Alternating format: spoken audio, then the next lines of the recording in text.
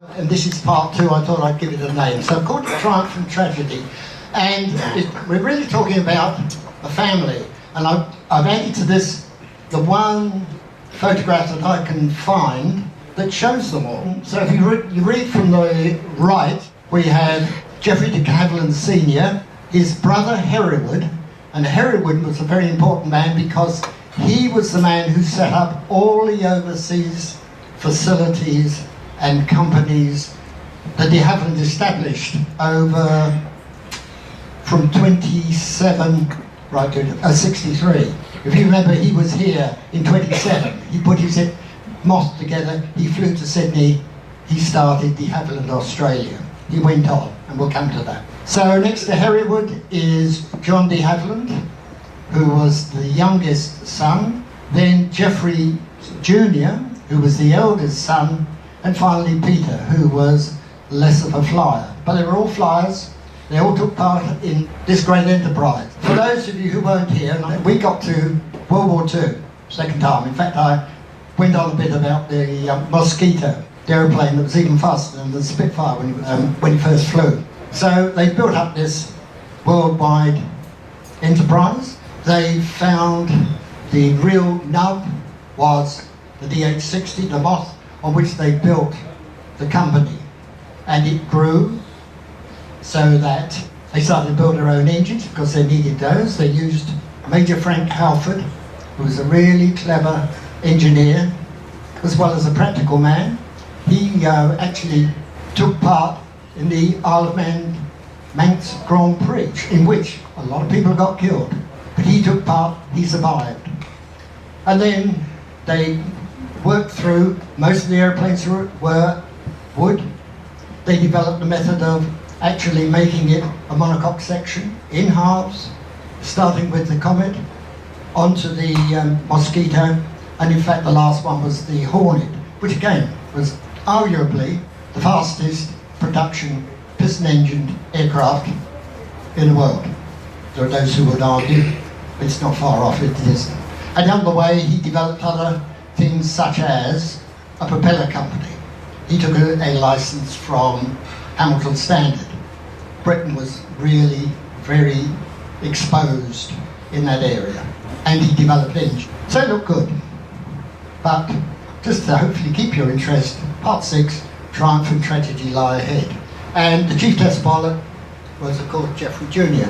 Now, I showed a sort of version of this previous because it showed some of the things that de Havilland got up to. They in fact were ahead of Rolls-Royce in development of the jet engine, which is why the bottom left aeroplane was the prototype Meteor.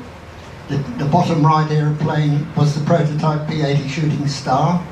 Both of those made their first flights on de Havilland engines. And as a gentleman at the back pointed out last time, the Saab engine was the J-21. I put in the Hornet simply because it's not going to fit in anywhere else. The one below the Hornet is the interesting one. Does anyone like to have a go at what it is? 53. Yes, sir. Absolutely. Spot on. Thank you. How about the top left-hand corner? Why the heck would I put that in? You can't even see what it is. Right?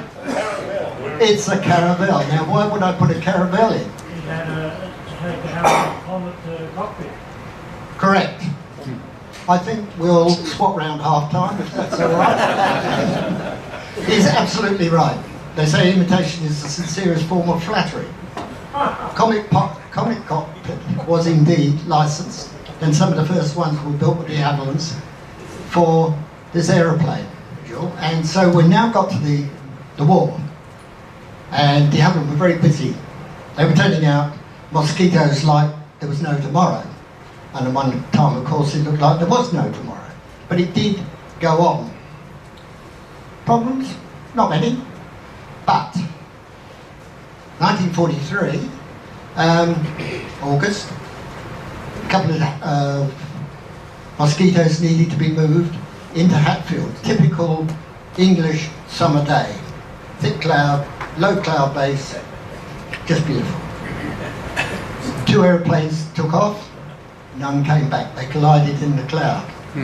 4 men were killed. One was an aerodynamicist. One was the man in charge of the flight hangar. One was a test pilot. The other was a test pilot. He was John de Havilland. So tragedy hit again. If you remember that Geoffrey's elder brother died suddenly at the age of about 28 in 1905. Stalked de Havillands for quite a while. But times were looking good in some ways. 1943, the war was going a lot better. Bernard Montgomery was chasing Rommel all over the north part of Africa. The U-boats were getting the hell knocked out of them by centimetric radar, B-24 light liberators. Things were looking good. So the British government said, we really ought to think what we're going to do after the war. So they formed the Brabazon Committee. Now, the Brabazon Committee was under the chairmanship of Lord Brabazon of Tara, better known as John Rhodes Morehouse, who held the first Royal Aero Club certificate as a pilot. And they sat down and they decided what we're going to do after the war. They came up with some suggestions. Out of that, we got the DH-104 Dove. I guess we all know the Dove. It was a very successful aeroplane. It had developed Gypsy 6 engines. Now it was supercharged, so instead of about 200 odd horsepower, it's 350 horsepower. From the Dove, you got the Heron. The one you see there it's the Series 2 with a retractable undercarriage. The Series 1 had fixed undercarriage because, well, in England you think, well, these colonials, they got very bad runways, so really we ought to have something tough. So they started off with a fixed undercarriage. And this is where Perth comes in again, actually, because the first prototype was in Perth about 3 years ago. It was at the Royal Australian Air Force Association Museum at Bull Creek. And it's time for an advert. If you haven't been to the museum, you must go. It is fantastic. If you haven't been for a while, you must go. It really is so good. It is a magnificent place. The Venom was a follow-on to the Vampire, bigger engine, and the company thought, yeah, okay, so what are we going to do? So they had ambitions. They had an engine company now. They'd actually built an engine which was better than anything else. And it sounds a big game, but it was. It was in 41. Frank Halford was brought into the what was then the engine division. He and his boys sat down with the lads. April 41, sat down, clean sheet of paper. April 42, delivered the first prototype, 2750 pounds thrust, aiming at 3,000, which was quickly found. Now, if you say, well, it's not very much really. Well, Rolls-Royce weren't producing anything. That's why the aeroplanes were sitting on the ground. The Germans, indeed, were producing a jet engine. The main one was the Junkers Jumo 004, but that was only about 1,970 pounds thrust, so it was really pretty good. And so the civil aircraft that they were thinking, we'll have it after the war, was of course the 106 Comet. And we'll come back to that one. And of course, when you get to have a look at what the Germans have been up to, it's pretty frightening. They actually had 4 aeroplanes in combat, jet propelled. They had a rocket fighter, the ME-163. Swept wings, ground level, some 9,000 feet, somewhere around 3 minutes, with a pocket rocket. So, you haven't thought, well, we also want to go supersonic, so you better learn something about this. So they built the 108 Swallow. Now the 108 Swallow, design specs fairly simple. You take the fuselage of a Vampire, still wood, or wood, and you fit it with the wings you think it's best for it. They built 3. First one, which you can see there, was the low speed one. It was a low speed one simply because you didn't know what the heck was going to happen when you were close to the ground. So they tried it, and on the way into the wings it's got anti-spin parachute. That flew at about 46. Number 2 was the high-speed one. They flew that at 46. Geoffrey de Havilland Jr. was a test pilot. He flew a number of new prototypes that year. The Dove, the Heron, the 108.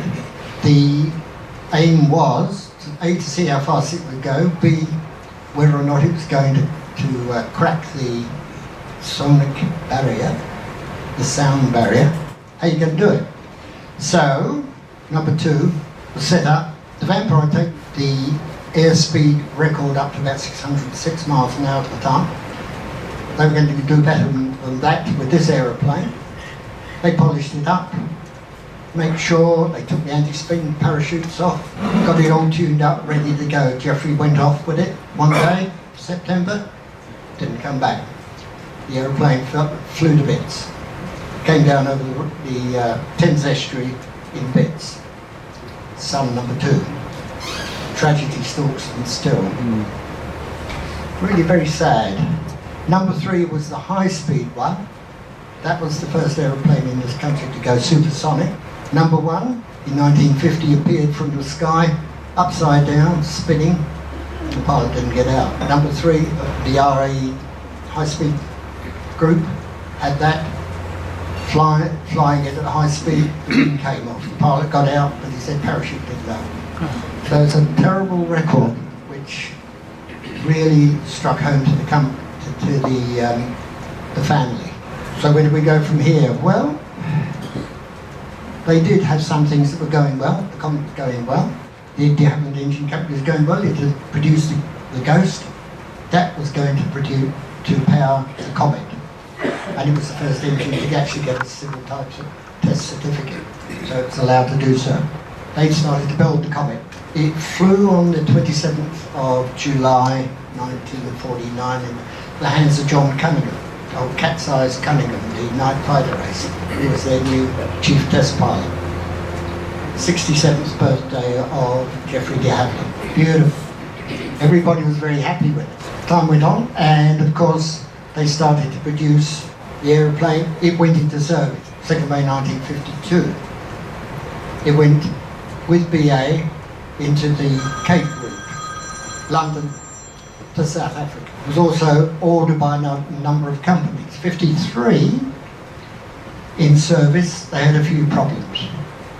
One over India, flew into a thunderstorm, got ripped to bits. Another, also in India, on takeoff, didn't get off the ground. They worked that one out. We're back to the problems that engineers had at that time. Didn't know enough about what was going on, didn't have the facilities to test and see what was going on. In the case of the aeroplanes that weren't getting off, as you rotate, you're losing lift because of the shape of the leading edge of the wing, and you're also losing thrust, again by disturbed airflow. But they sorted that. However, Canadian Pacific ordered a couple of aeroplanes on delivery flight. Same thing happened. So there were some problems. And of course you get to 1954, January, plane out of Rome, vanished into the Mediterranean. Nobody could work out why. The thought was perhaps with these large engines spinning, when you manoeuvred, perhaps the gyroscopic couples or something of that sort were causing problems. So we actually had a Ghost engine and on a rig running and turning it to see if that was possibly the cause. It wasn't, of course. Went back into service April of the same year. The second one vanished. We all know why.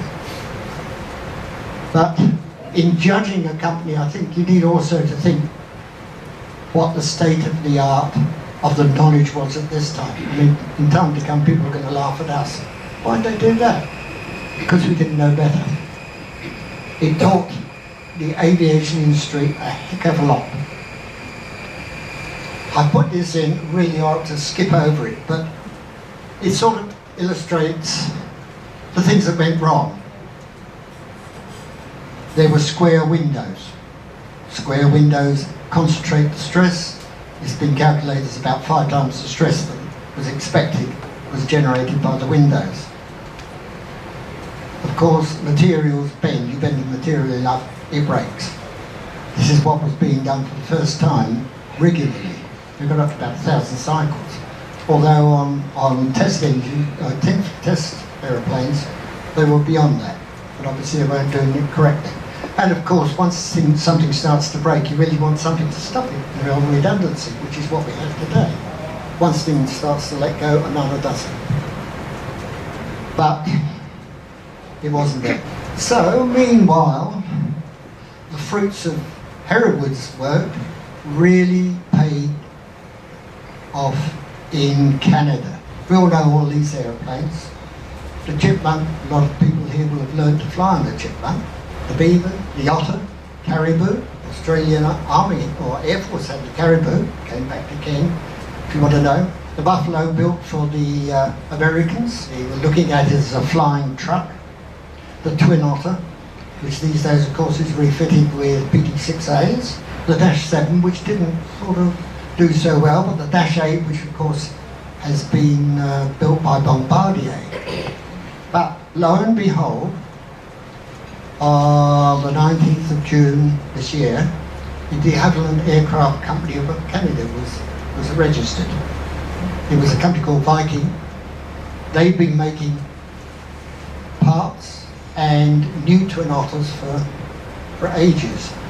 And now they're happily going away, producing parts, producing engines.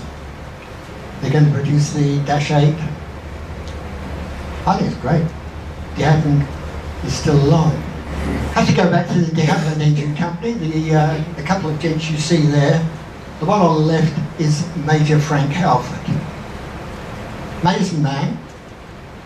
If you like your engines, think of the Napier Sabre, the engine that powered the Typhoon and the Tempest. Who was it designed by? Frank Halford. He was a designer for Napier, so a lot of their sleeve valve engines were Frank Halford. So we have the Goblin. Next to that, the Ghost, and you see it's nice and simple. Whereas Rolls-Royce was struggling with Whittle's design, which in fact went sort of round in circles, and from that they also had a double-sided compressor, which made actually get the air in pretty darn difficult. Frank was a believer in the old KISS, keep it simple, stupid theory, and the air went in the front, through the combustion chamber, out the turbine, bingo. Worked. He was also working on the piston engines, but they were sort of a very small part of the business. Bottom left, late 50s, the number one enemy, we thought, was Russia. Air superiority fighters. Whistle up, Sir Sidney Cam and Hawker P1121. He needed an engine. The only engine available was the Havilland Jara. It originally came out at 15,000 pounds static thrust. It was developed to 20. Then you reheat it and you get 5,000 to 7,000 on top of that. These days, again, it sounds sort of, oh yeah, it's very good. But this was a time when the Avon was in use, and that was about 7,700 pounds. The Olympus was in use, but that was about 12,000 pounds. So in fact, it was a very worthwhile engine, but it only had one place to go. The Giant Junior, that had ended up in an interesting airplane, the Buccaneer.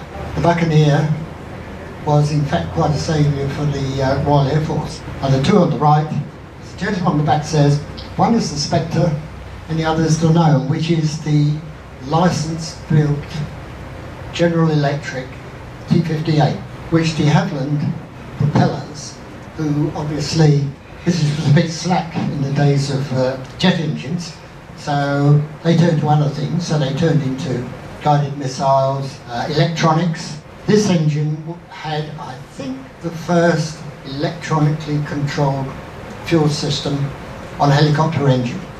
It was analog. It was quite interesting. I spent 3 years trying to help get it to go, and it went very well. It started off at 1,000 horsepower, and it ended up about 1,700–1,800 horsepower. When you think of the big lump that was in the nose of a Whirlwind, or indeed the Wessex, it made an enormous difference. Plus, it took a lot of the concern out of a pilot because it had feed forward. As the pilot actually wound on collective, it immediately went to the computer, which said, "Oi, it's going to do something nasty. I better wind the engine up." Because in those days, engines did not like to be accelerated. If you have a look at that little beast, it's got several rows of variable guide status. You had to have that, so you had to have these things flapping around in the breeze. Didn't help. And it's only just sort of going out of service now, and I was working on it 58 years ago. So it sort of led into other things, but this is the main engines anyway for the engine company, which had been set up in 44 with Frank as the head man.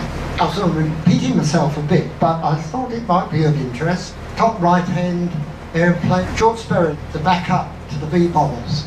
Designers were proposing aeroplanes with swept wings. The government and the RAF was a bit jumpy, so the Sperrin was built. There were two of them.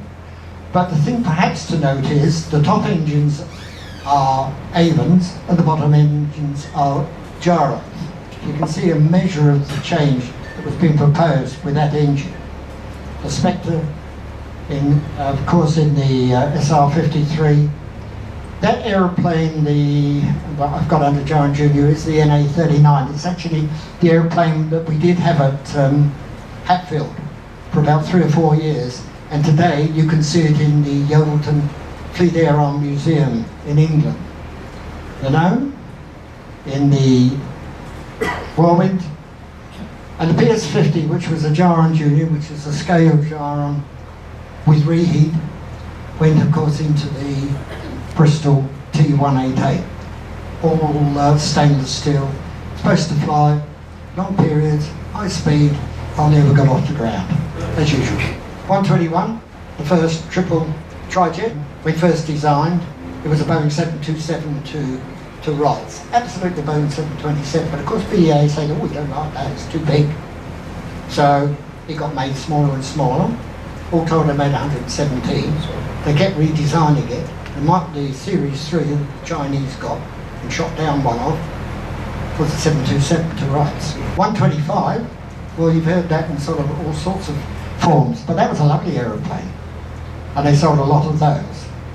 And I'll include the 146, I'm told it's BAE 146. That is de Havilland's last design. I'm told the engines are a bit of a cop-out, I don't know. I don't know about it, but anyway. And the tech school is still going strong. I mean, I'm one of the tech schools. There's loads of us all over the world. And so before the war, they were doing things really, really well with the little TK4 under the Albatross. After the war, built airplanes like the Derby, the water Micron Junior engine in it was smuggled out of Czechoslovakia in 38, and in fact it came into the tech school when I was there, and our job was to sort of titillate it up, and it's still flying. And the Puffin, another project for the apprentices. I saw it fly, couldn't believe it. I've sold that flyer, sort of 121, 125 maiden flights, great experience. And at one stage, de Havilland's chief designer was actually piddling madly down the runway in that device. Finally, this is the sort of thing that went on. On the left, it also had the de Havilland Sprite, which was a little rocket engine, cold rocket engine, in a container with a parachute. So when you got off the ground, they were talking about it also for the Comet. Bingo, you let go, and back it went again. On the right, very famous, that is lightning that de Havilland propellers were using to develop the 5 Street. Noisy boot. And of course one day George came back from a flight and he was just in the circuit, and the tower said, you're on fire. And he was. So he only just got out. He got out, he fell into the greenhouses. Just looking at the airfield photograph, it's at the very end of the main runway, and crossing the runway is a grass airstrip. Now I've shown the crash sequence because in some ways the most interesting thing is the tractor. The whole outfit was run also as a farm. So where the grass strip is, was growing, sometimes growing wheat. and I used to go out at 8 o'clock in the morning and have a look, and there'd be somebody coming in, and there was a bloke called, a pilot called Pat Fillingham, who had a Hawker Towtie coming to work, landing on the grass strip. Wonderful. Great place. That's it. Thank you.